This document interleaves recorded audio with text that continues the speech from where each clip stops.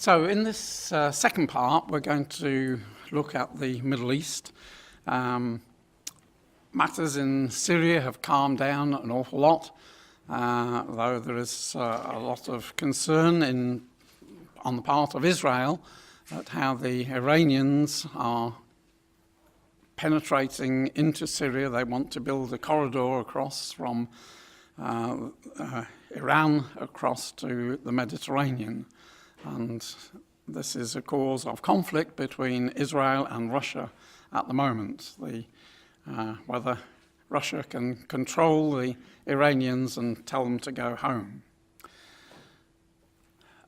Everything is in God's hands, and we know that there are many situations where we can't really see the answer. And when the answer does come, it comes in completely unexpected ways. But we are confident that God is in control. It is his plan and purpose that is being worked out. And we shall see just how accurate everything is. I've just slotted in as a first slide something which was on Economist last night, going back to Brexit. It was an interesting chart which they'd drawn up about the overall stance of the other nations. Two hardcore nations, France and Germany, opposed to any negotiation about Brexit. And then hardcore, mainly Catholic countries, Croatia, Belgium, Netherlands, but Romania and Bulgaria, who are termed hard.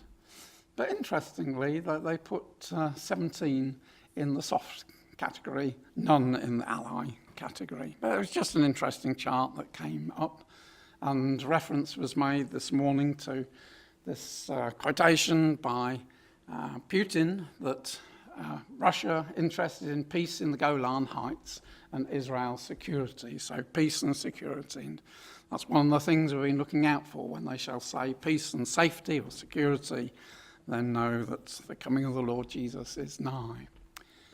So we press the right button.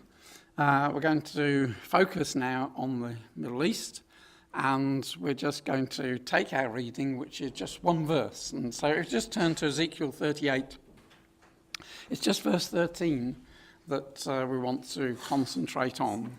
We know the earlier verses describe the Gogian invasion, the assembly of nations, and the interesting thing is when you look at the background of those nations, all bar two are what we would term Christian countries. It is very much going to be a contest between the God of the churches, who says that Israel have no part in God's plan or purpose. They blew it when they put to death their Messiah. The church has inherited the promises. And here is Israel as a witness to there is a God. God has a purpose with Israel. And the contest will be who is the true God. But we know that at the end of the section which describes the different nations and their invasion at a time when Israel is dwelling safely, that there are a group of people who are opposed to this invasion of Israel. Sheba, Dedan, the merchants of Tarshish, this is verse 13, with all the young lions thereof, shall say unto thee, Gog, art thou come to take a spoil? Hast thou gathered thy company to take a prey? To carry away silver and gold, to take away cattle and goods, to take a great spoil. And that's the end of that little section there. It seems that they're not very effective.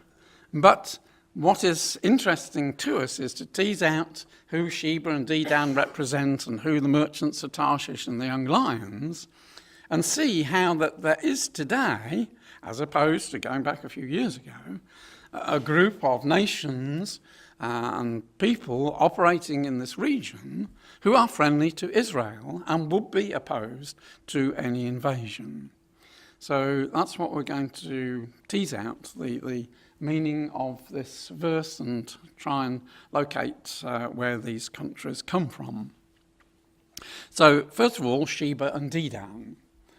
Now, Sister Angela's favourite phrase is, we go back to Genesis when we want to know things. And in the talks we've been listening to, we've gone back to creation, we've gone back to the Garden of Eden, we've gone back to Abraham's journey.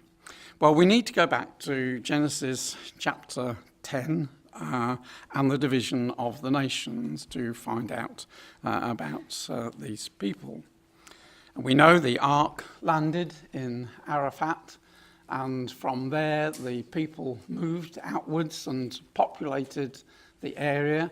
Shem generally to the south and over to the east. Japheth mainly to the north into what we call Europe, but also westward. And Ham generally down through Israel and into Africa. So Shem, Ham, and Japheth were the three sons of Noah through whom the world was populated. Now, this, highlighted in the blue, are the countries which are mentioned in Ezekiel 38 as Gog's companions. We're not particularly looking at them, but it's useful just to plot them, as it were, and see the one exception, because that is very relevant. So of the 9 companions of Gog, 2 come from Ham, Cush and Phut, or Libya. We generally think of Cush as being Sudan, Ethiopia, and Phut as Libya. And the others are descendants from Japheth. And all his sons, bar the middle one, Javan there, are the countries which feature in Ezekiel 38. So Gomer, Magog, Persia, Tubal, Meshech, Rosh, which was Tyrus, and Togarmah, who was the grandson of Gomer. So those are the companions of Gog. So Javan, as I say, is the exception of all those sons of Japheth, who appears to be in opposition to what his brothers were doing, the latter-day brothers.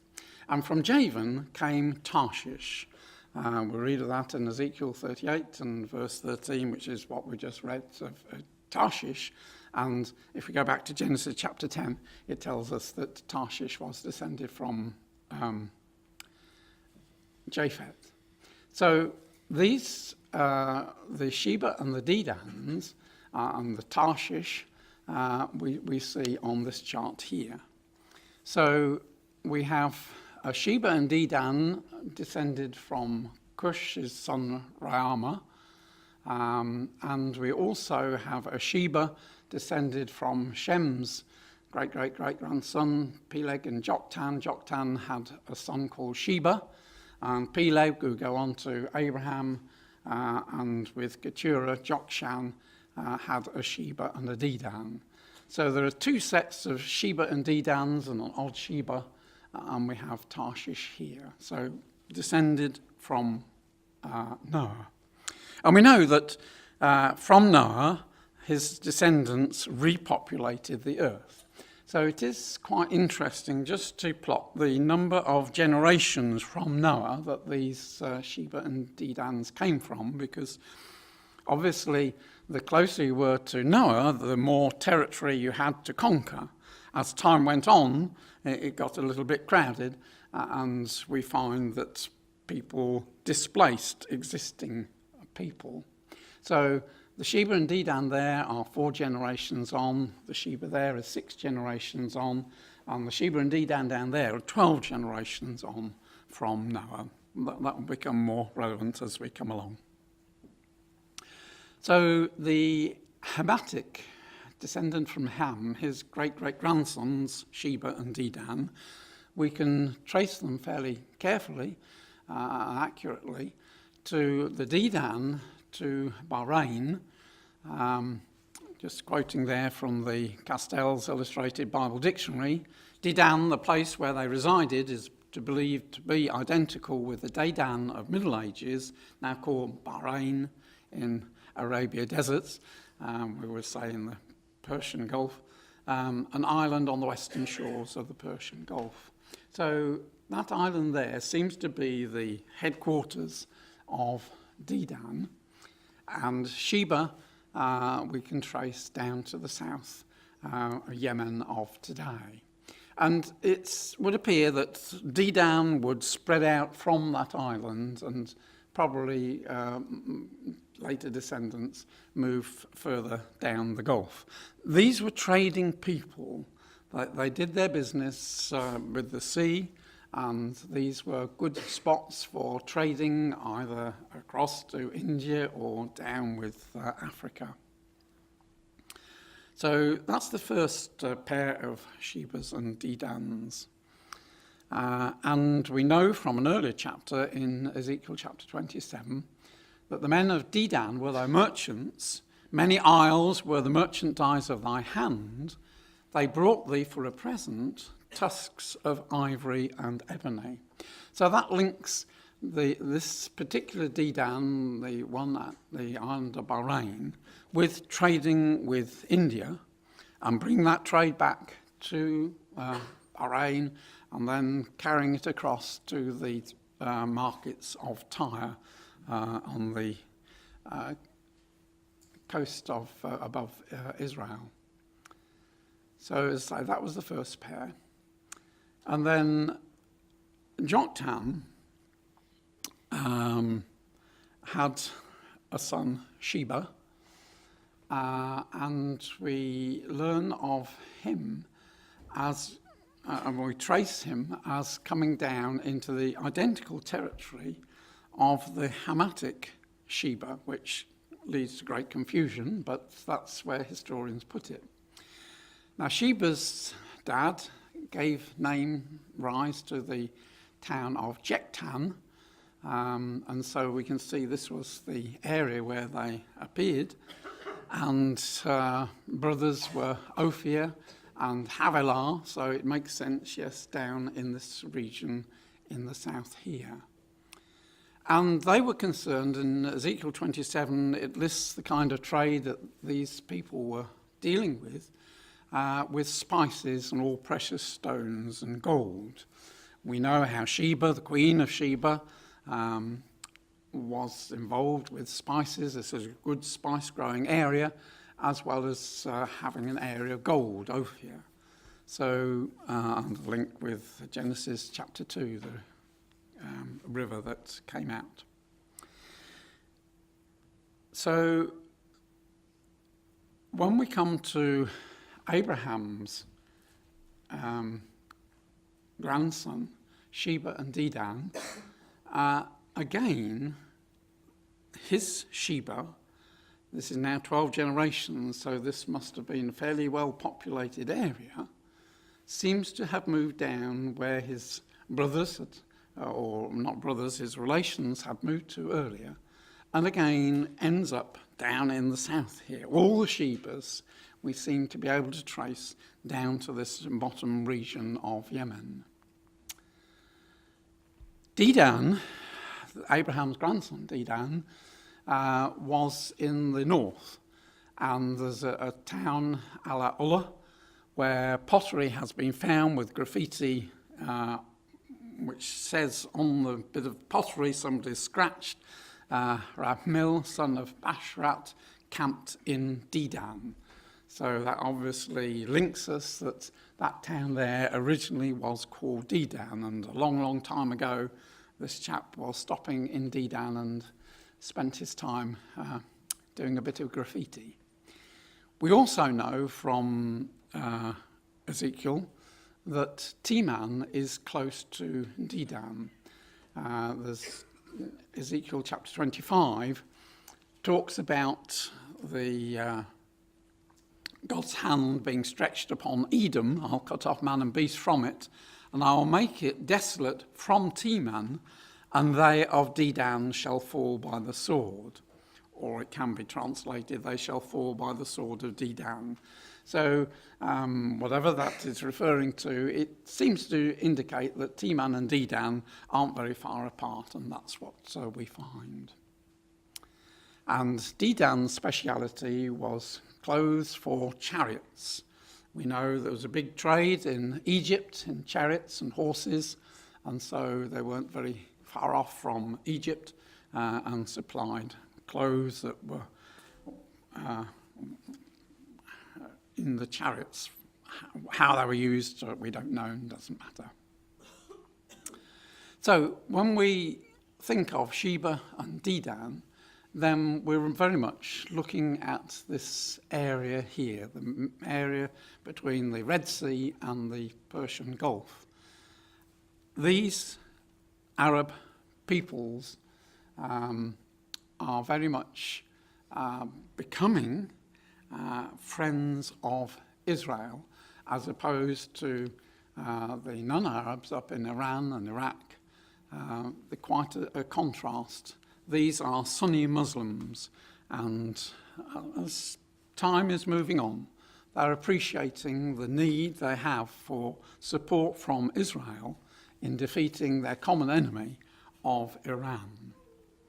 So Sheba and Dedan points to this particular area there.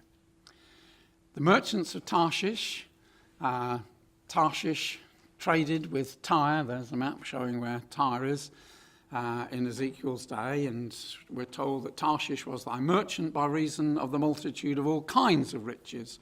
With silver, iron, tin, and lead they traded in thy fair. So in the time of Ezekiel, Tarshish was a power which traded with all sorts of things, a very general trading merchant, but had specialities in metal, silver, iron, tin, and lead. And we know, this is just reminding us where Tarshish comes from, the descendant of Japheth. We know that in the time of Ezekiel and time of the Phoenicians, that tin and lead was coming from Britain. It was a closely guarded secret from the Phoenician merchantmen. They sent their ships all the way to the farthest corners of the earth, as far as they were concerned. And it's interesting how a lot of the ancient historians, Herodotus is one of them, who knows that there is some place where this comes from, but they don't know exactly where it is. It's some closely guarded secret, because tin and lead were very valuable commodities in order to make brass and bronze, or change copper to bronze.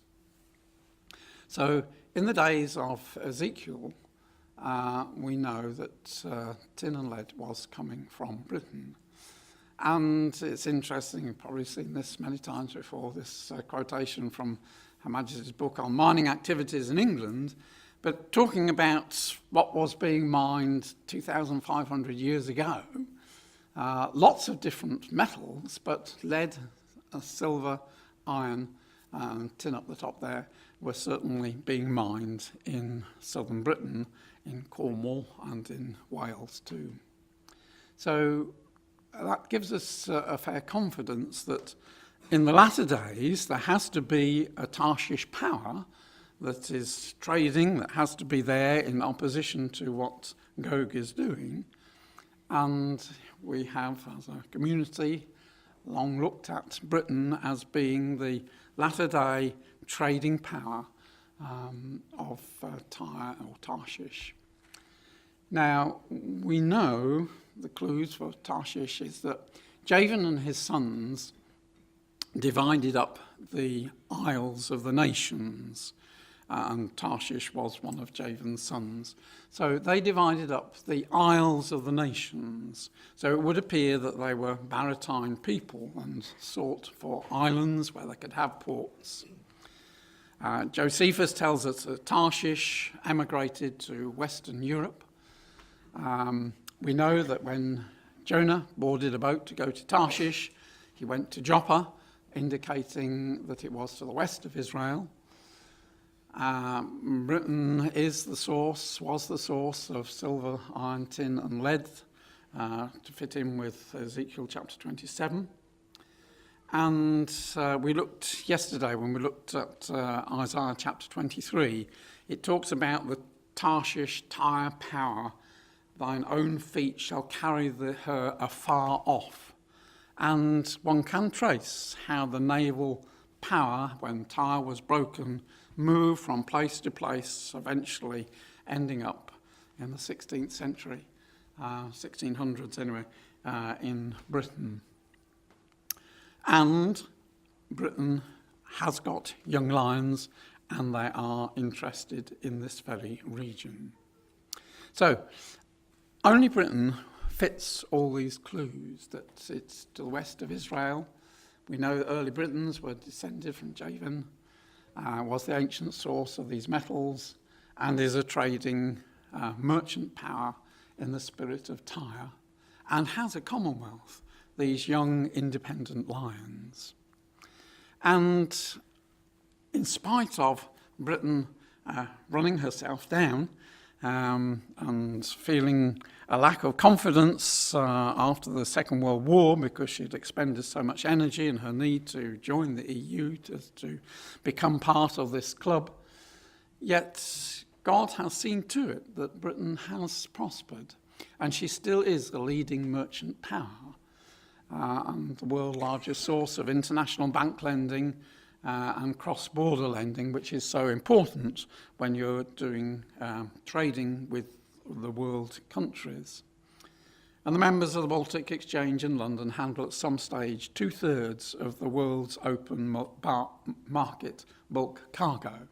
So from London, the buying and the selling, the transportation, the insurance, the loans for the people buying and selling, that's where 2/3 of the world's cargo gets handled. It doesn't get seen in Britain, but it is handled from London.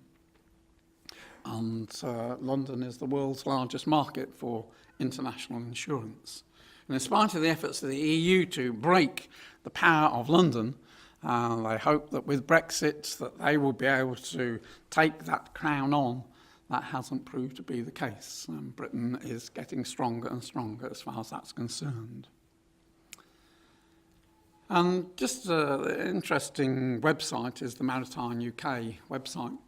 And this just taking the highlighted there, Britain is a match for its expertise in shipbroking, insurance and legal and financial services. More vessels are fixed through the UK ship-based shipbrokers, more capital provided via London banks and funds, more vessels insured here than in any other location in the world. English law is also applied to more shipping contracts than the law of any other country, and London has the highest concentration of solicitors, barristers and arbitrators specialising in maritime issues and dispute resolution. This range of activities means the UK can claim to be the world's maritime centre. And interestingly, part of Brexit is that Britain can set up free ports, the kind of thing that Dubai and Singapore do.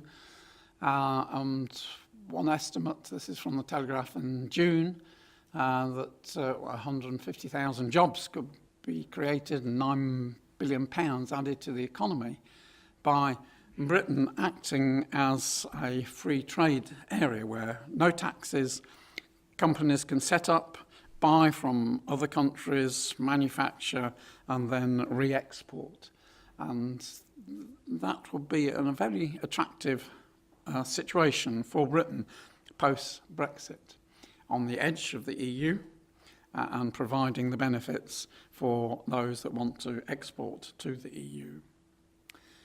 And just on Tuesday, the Telegraph, Liam Fox is UK can be an exporting superpower after Brexit, and he's targeting 100 billion a year leap in overseas trade as he sets about the government's new strategy to boost exports.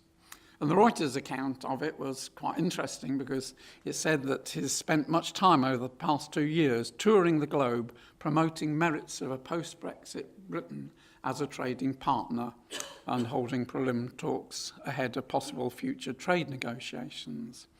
Touring the globe. That's exactly what Isaiah 23 talks about, isn't it? This latter-day Tyre manifestation is of a power doing trade with all kingdoms of the world upon the face of the earth. And so we can see in a marvellous way just how spot on these things are. And so we shall see that Britain is very much involved, not only with Israel, but with the countries in this area. But she's not alone. She has young lions. And it seems a strange phrase, and in translations put villages, but it is young lions. And young lion means they're independent. They're not dependent upon the parents. They do their own thing. But when the parent calls, they come to assist. And long have young lions, and Britain as an old lion, been a favourite of the cartoonists. This goes back to World War I. And so we know that Britain has these young lions, this commonwealth of countries, America and Canada and India and Australia, New Zealand, scattered around the world. And these are countries which will come to her aid, will work with her, and are working with her in this particular Sheba Dedan region. And the British Empire is a unique one, because when it came to an end, as this account says, that out of the English Civil War came a race of Englishmen who lasted 300 years, who built the British Empire and saw it not crumble like the Roman and Spanish empires had done, but grow into separate nations, as children do when they leave the family. And that again is so expressive of the Commonwealth nations. They're independent, they're separate, but they recognise where they have come from, their roots. And this year was an important year for the Commonwealth. Every 4 years there is a Heads of Commonwealth meeting, and this year it's only the fourth time it's happened that it's been held in Britain. And so back in April time, the heads of the Commonwealth assembled in London to discuss business and to exchange links. And as this says, today the Commonwealth is a modern and dynamic network of people. Half of the top 20 emerging global cities are in the Commonwealth, and the family of nations is home to 1/3 of the world's population. Therefore, the Commonwealth is a network with huge potential. It also represents a golden opportunity for Britain as it leaves the European Union. Because English is the second language in the Commonwealth, or first or second language, and English law is the basis of Commonwealth countries, it is said for Britain to trade with a Commonwealth country, it represents a saving of 10% in the costs of doing business. So it is a big pool, and we're so thankful under the hand of God that the Queen has held together the Commonwealth. I'm sure without the Queen, the Commonwealth wouldn't be in existence today. But the Queen has steadfastly and resolutely, as the head of the Commonwealth, held it together, ready for this opportunity when it can play a big role in Britain becoming the latter-day merchant power. Now, Brother Matt Davis has written a little booklet, The Destiny of Britain Foretold in the Bible. One can purchase it from the office, but if you send me an email, I can send you a PDF copy. And he goes through all the evidence. I mean, I've been so brief, but deals with a lot more evidence than I've dealt with as to why Britain and the Commonwealth countries are the merchants of Tarshish and the young lions. So one of the problems at the moment is Sheba. All these Shebas assembled down in the south in Yemen. And yet at the moment, Yemen is not part of the friendly relations with Saudi Arabia. Far from it. There's a civil war been going on there for 3 years. And it has reached rather a climax. The problem is that the so-called rebels from the Saudi Arabia's point of view have been supported by Iran. Iran is trying to stir up trouble. Iran wants to control the narrow passageway which runs up, press the right button, runs up here. That's a choke point. And so if Iran can control that region and can control that region there, that choke point, then she has in a very strong position to dictate to the other trading nations that want to send ships through those regions. So Saudi Arabia has been battling for a long time to get rid of the rebels in Yemen. But the latest development is, and this is back in June, that the young Crown Prince of Saudi Arabia and the Abu Dhabi Crown Prince, they're very similar age, have put their heads together and forged a pact to coordinate together, and to one of the things that they're wanting to do is to free Yemen of these rebels. So they went in, they've taken the airport, they've taken part of the port, but they got bogged down. And at the moment, as far as I can see, as I was Googling last night, that there's a stalemate at the moment, and there are talks being negotiated to get the two sides to talk together. But we know, in the purpose of God, this region of Yemen has got to come under the control of Saudi Arabia and be part of this confederacy of nations who support Israel against Iran. So, let's just now look at Sheba and Dedan's relations with Israel. Britain's relations with Israel, the young lion's relations to Israel, and Britain's relations with Sheba and Dedan and the young lion. So that's a rather ambitious target to achieve in a quarter of an hour, but let's just see where we get to. So Israel and Bahrain, remember that's the original Dedan, Bahrain, they're getting on very well, and it is thought that fairly soon Bahrain will establish diplomatic relations with Israel. The ruler of Bahrain has told his people, go to Israel, they're friendly people, and Israelis are welcome, they go to Bahrain. So this is the most open of the states as to have relationships with Israel, and so significant that it was the original Dedan. Now, this Crown Prince of Saudi Arabia, and the one of Abu Dhabi, as I say, they are planning to overthrow Iran from within. There is a lot of problems in Iran. The currency is tumbling through because of the sanctions which Trump has placed upon them. And so they're hoping that the Iranian people will rise up from within. And they want to also move Iraq away from Iran and remove Hezbollah and Iran from Syria. So they've got a lot of ambitious things they want to do together, but they've got the money and they've got the influence.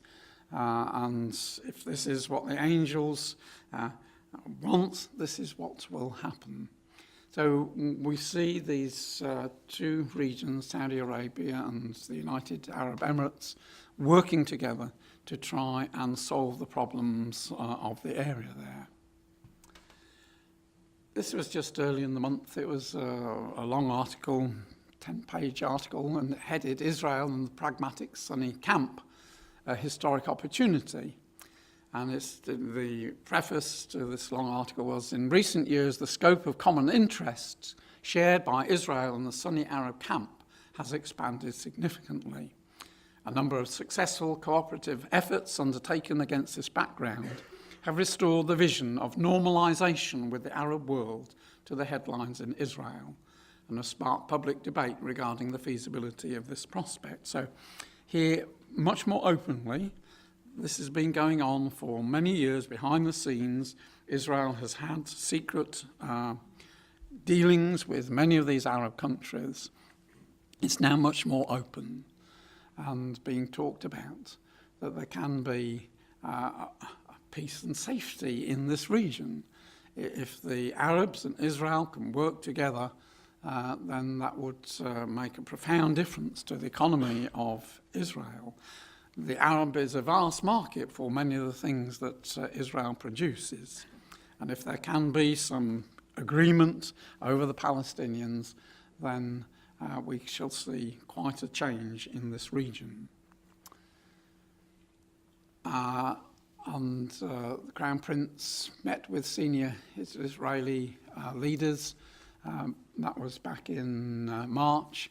They were focusing on the normalisation of ties between Israel and Saudi Arabia. That will be an incredible thing if Saudi Arabia would open embassies in Israel, Jerusalem, or Tel Aviv even. That would be a great step forward. A lot of other nations would follow suit. And Israel has the key to the ambitious plans that this chap has, and we'll come to that in a moment.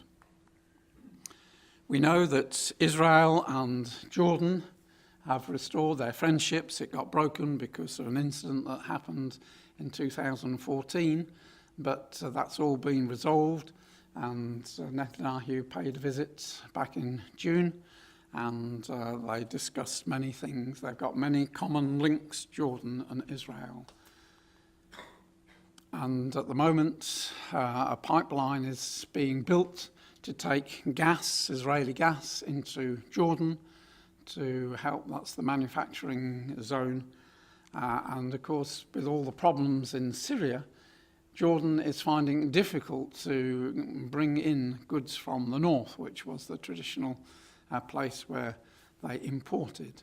So Israel has been trucking lots of goods into Jordan on Jordan's behalf, and this pipeline is being planned to start delivering gas, I think the middle of next year. It's planned to be opened, or the end of 2019, I see there. Jordan has been suffering economically because of all the refugees which it's been absorbing, and the difficulties, the disruption of her trade because of the Syrian war.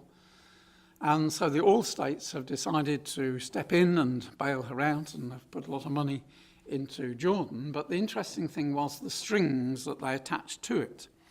They want Jordan to come into their confederation, which again is what we would expect. So these are the things that they want Jordan to do, and already the king has done quite a few of those things. So we can expect to see Jordan drawn more closely, not only with ties with Israel, but into the Saudi Arabia, dealing with those nations there.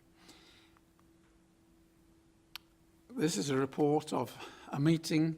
This is back in July in America, in the White House, which gathered together not only Jordanian intelligence leader, the Egyptian one, the Saudi one, the Israeli one, and the PA intelligence chief. All came together for a meeting in the White House. So they're heading their joint meeting. The Middle East intelligence officials last week further signalled warming relations between Israel and the moderate Arab nations. It's all happening at the moment.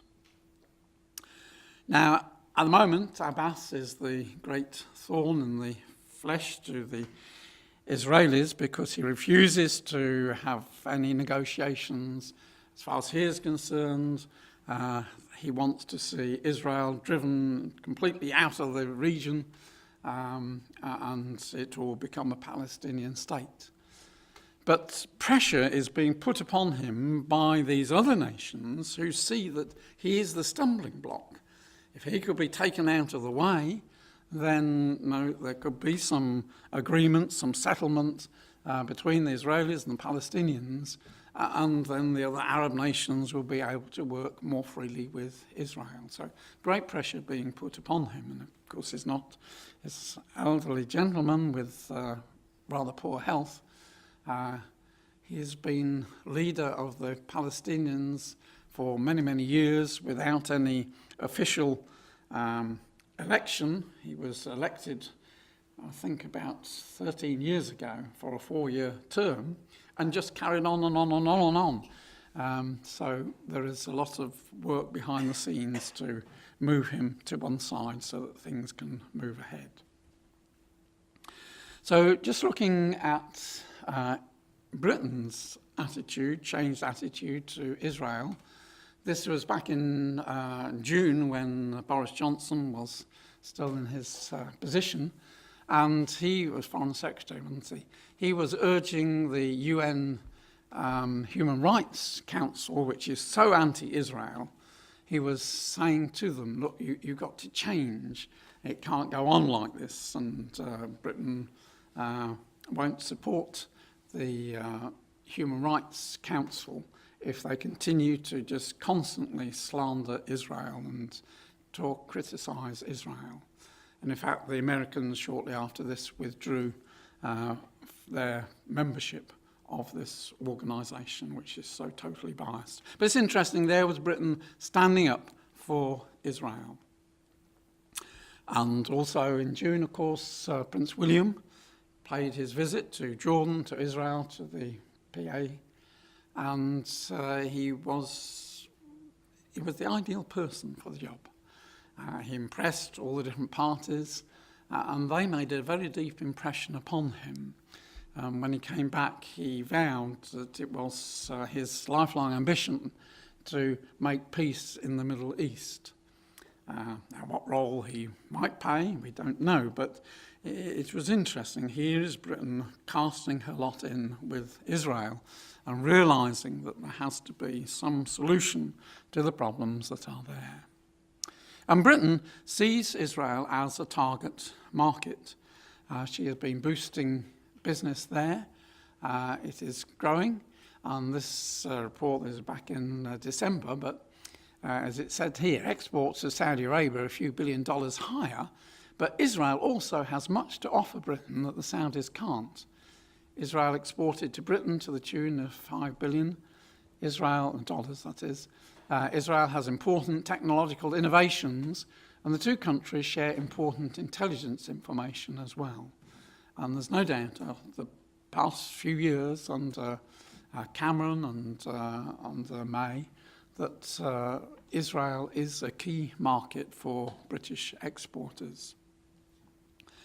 And the relations between Israel and the United Kingdom have grown much closer.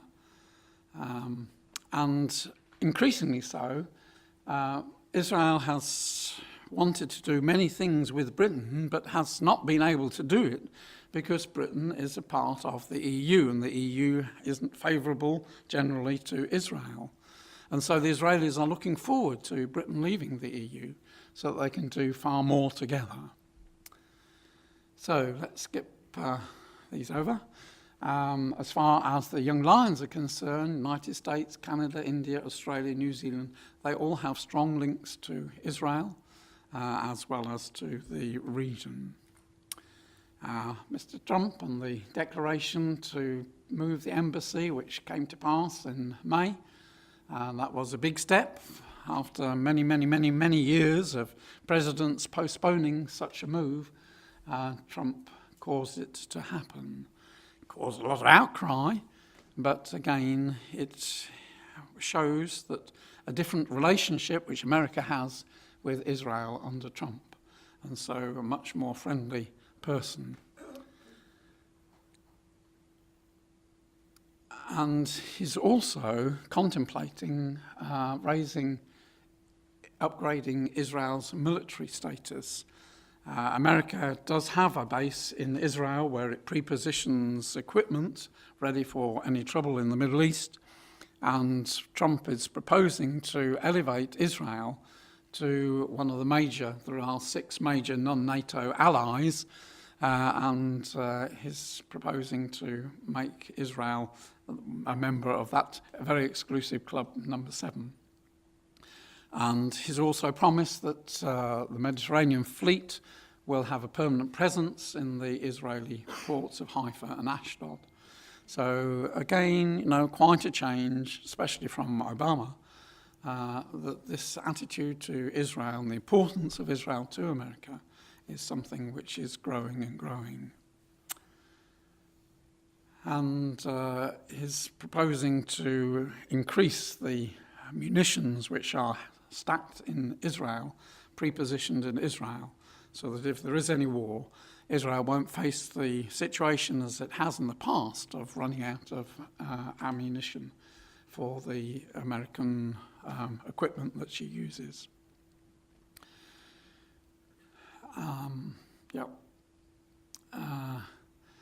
India is another fascinating link, because we know that the D-Downs traded with India and brought their stuff to Tyre.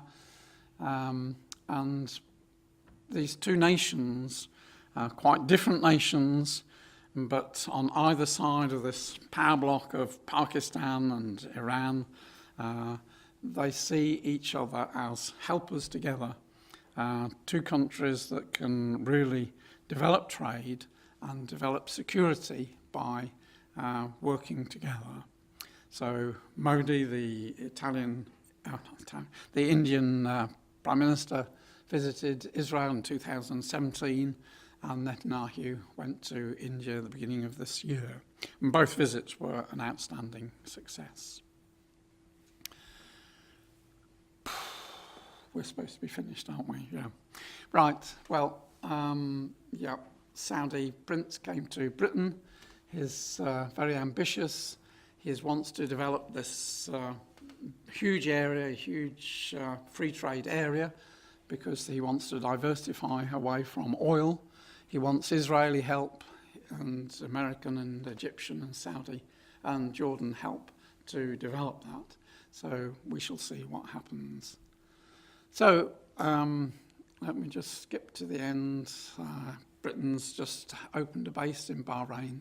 So that's a fascinating thing. Her emphasis on putting troops east of Suez as she withdraws troops from Germany. She plans to put them in this region here. So, yeah, we'll skip to there. So, we live in such wonderful times, and we have to keep abreast of these events as best we can. We can't know precisely what is going to happen, but we have to be very confident that God is in control, and the angels will work out everything so that everything drops into place. And so we look for the coming of our Lord Jesus to bring that house which we've been looking at in our talks this week, that God is building, that New Jerusalem.